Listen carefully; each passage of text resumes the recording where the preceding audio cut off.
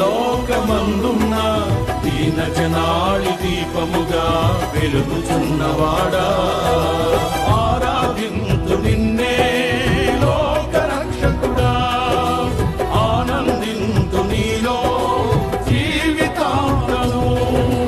నీ కృప ఎంత ఉన్నతమో వర్ణించలేదు స్వామి, నీ కృప యందు తుది వరకు నడిపించు యేసయ్యా.